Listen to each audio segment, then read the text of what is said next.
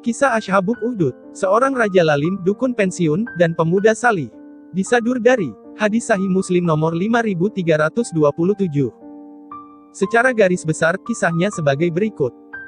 Sebelum masa para sahabat Rasulullah hidup, terdapatlah seorang raja. Raja tersebut memiliki tukang sihir atau dukun pribadi kerajaan. Sampailah pada suatu masa, di mana dukun pribadi raja itu sudah tua, sehingga dukun tersebut bermaksud untuk pensiun atau berhenti, namun akan mewariskan ilmunya pada seseorang. Dukun itu berkata kepada rajanya, "Aku sudah tua, kirimlah seorang pemuda kepadaku, untuk aku ajari sihir." Singkat cerita, raja kemudian memerintahkan kepada bawahannya untuk mencari seseorang. Hingga didapatkanlah seorang pemuda, yang sanggup menerima warisan ilmu si dukun tersebut.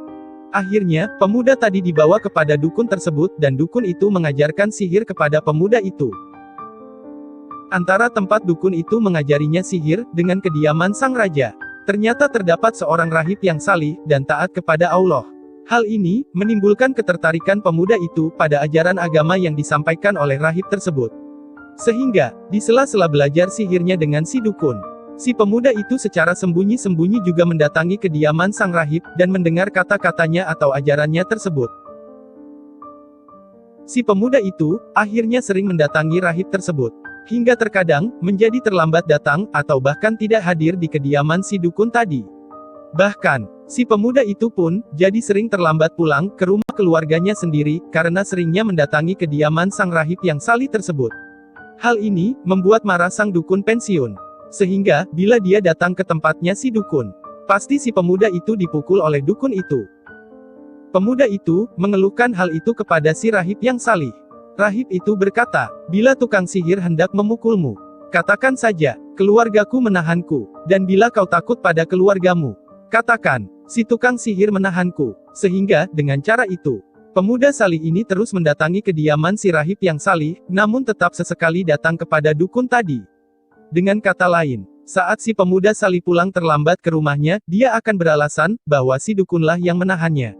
Begitu juga bila si pemuda salih tidak datang ke tempat si dukun, dia akan beralasan bahwa keluarganya yang menahannya.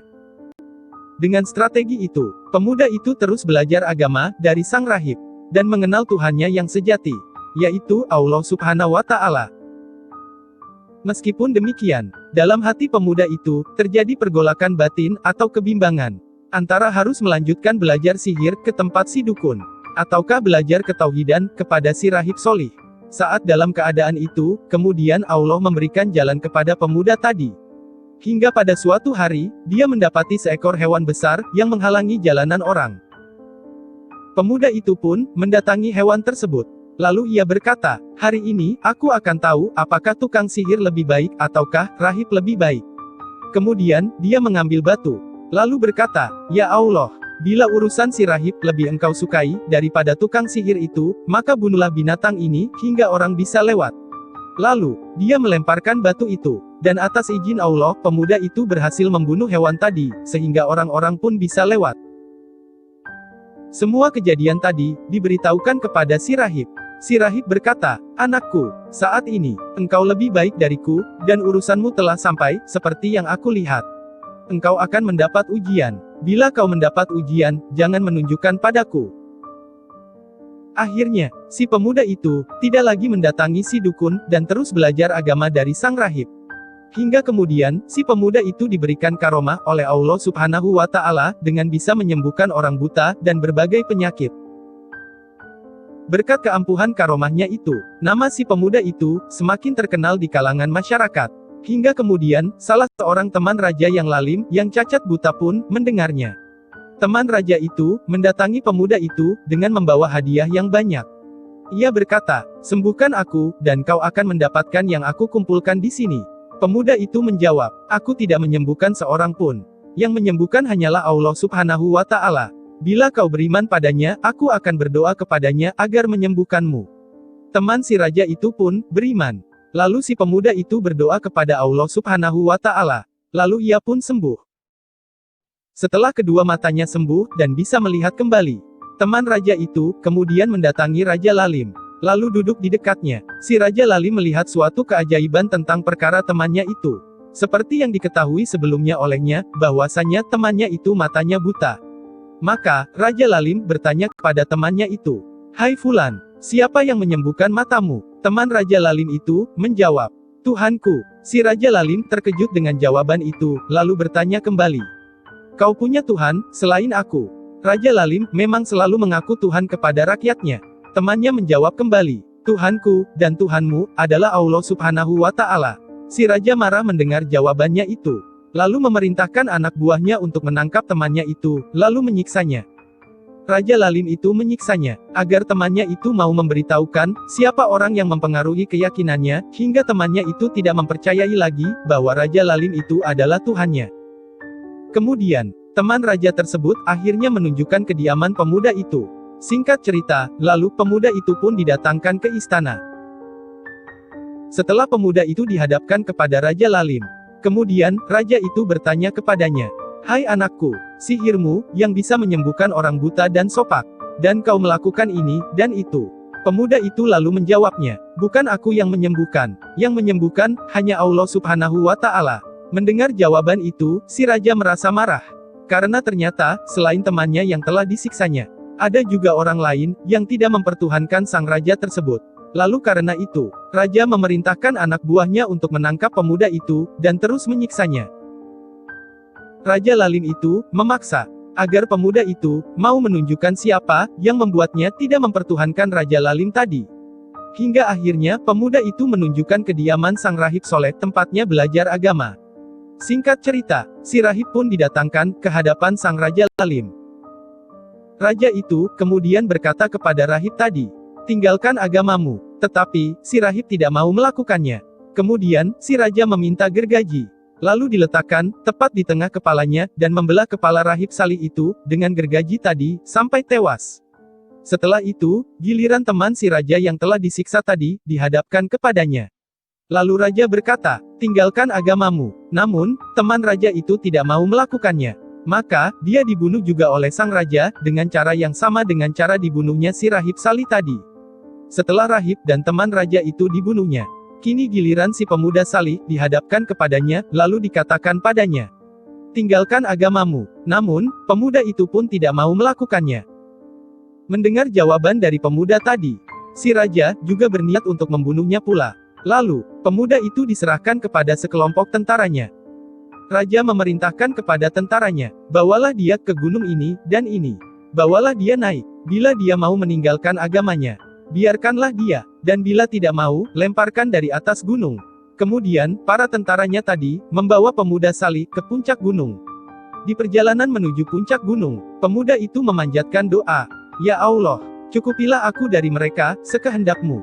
Lalu Allah Subhanahu wa Ta'ala mendengar doa pemuda itu. Lalu, tiba-tiba gunung tadi berguncang, hingga mengguncang mereka, dan semua tentara yang tadi membawa pemuda itu, terjatuh dari atas gunung. Kecuali pemuda salih itu, yang diselamatkan oleh Allah Subhanahu wa Ta'ala. Meskipun, semua tentara yang membawanya itu, terjatuh dari atas gunung. Pemuda itu, tidak berniat untuk melarikan diri. Bahkan kembali pulang ke istana, untuk menghadap kembali kepada sang raja. Setelah pemuda itu tiba kembali di hadapan sang raja, raja merasa keheranan. Karena pemuda itu, pulang sendirian saat kembali ke hadapannya, tanpa didampingi oleh tentara-tentaranya.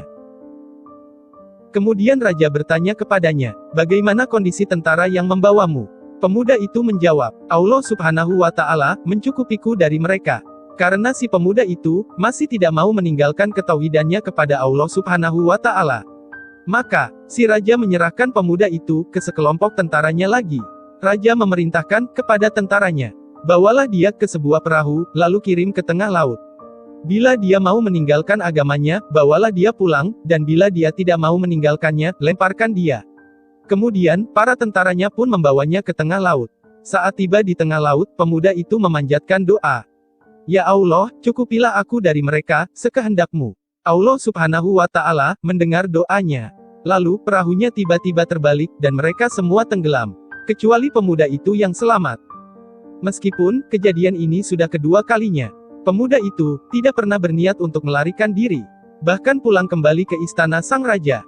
Saat pemuda itu sudah tiba kembali di hadapan sang raja, raja merasa kebingungan lagi. Lantas raja bertanya kepadanya, "Bagaimana keadaan tentara yang membawamu?" Pemuda itu pun menjawab, Allah mencukupiku dari mereka. Raja itu pun bingung, karena 2 kali percobaan pembunuhan terhadap pemuda itu tidak berhasil juga. Akhirnya, justru pemuda itulah yang memberikan ide kepada sang raja dan berkata kepadanya, "Kau tidak akan bisa membunuhku, hingga kau mau melakukan yang aku perintahkan." Raja bertanya, "Apa yang kau perintahkan?" Pemuda itu menjawabnya, "Kumpulkan semua orang di tanah luas. Lalu saliblah aku di atas pelepah. Ambillah anak panah dari sarung panahku, lalu ucapkan, 'Dengan nama Allah Tuhan pemuda ini.' Bila kau melakukannya kau akan membunuhku."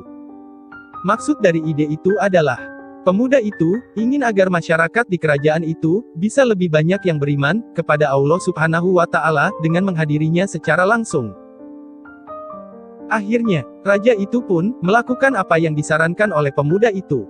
Maka, dikumpulkanlah masyarakat di tengah lapangan yang luas untuk menonton hukuman mati si pemuda salih tersebut. Kemudian, raja meletakkan anak panah di tengah-tengah panahnya, lalu menembakkan, melesakkannya ke arah pemuda itu. Sambil menembak, raja itu pun berucap, "Dengan nama Allah Tuhan pemuda ini." Ucapan itu tidak disadari oleh Raja Lalim itu, bahwa secara tidak langsung, sang raja telah menentang klaim ketuhanannya sendiri, di hadapan seluruh rakyatnya yang menonton. Anak panah pun dilesakkan ke pelipis pemuda itu. Lalu pemuda itu pun sempat meletakkan tangannya di tempat panah menancap di pelipisnya.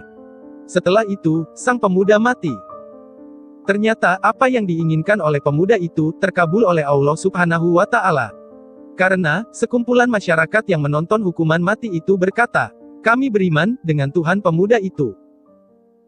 Kejadian tersebut menjadi perbincangan hangat di tengah-tengah masyarakat, dan membuat semakin banyak orang yang beriman kepada Allah Subhanahu wa Ta'ala. Dan tidak lagi mempertuhankan sang raja. Bahkan seluruh masyarakat di kerajaan tersebut menjadi beriman kepada Allah Subhanahu wa Ta'ala.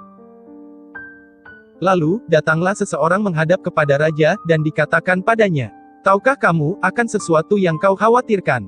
Demi Allah, kini telah menimpamu." Orang-orang beriman kepada Allah Subhanahu wa Ta'ala seluruhnya. Si Raja Lalim pun murka mendengar hal itu. Lalu memerintahkan kepada bawahannya untuk membuat parit di jalanan, yang kemudian disulut dengan api. Raja berkata kepada seluruh rakyatnya, "Siapapun yang tidak meninggalkan agamanya, pangganglah di dalamnya." Tetapi, kebanyakan masyarakat tetap mempertahankan keimanannya kepada Allah Subhanahu wa Ta'ala. Akhirnya, oleh raja, mereka didorong dan dijatuhkan ke dalam parit yang berisi kobaran api tadi untuk dibakar hidup-hidup. Mereka melakukannya, hingga datanglah giliran seorang wanita bersama anaknya. Sepertinya, dia hendak mundur agar tidak terjatuh dalam kubangan api. Lalu si bayi itu berkata, "Ibuku, bersabarlah. Sesungguhnya, engkau berada di atas kebenaran." Kurang lebih, begitulah kisah yang telah diriwayatkan di dalam hadis ini.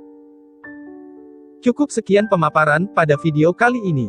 Semoga materi yang disampaikan oleh channel Titian Islam dapat memberikan manfaat untuk kita semua.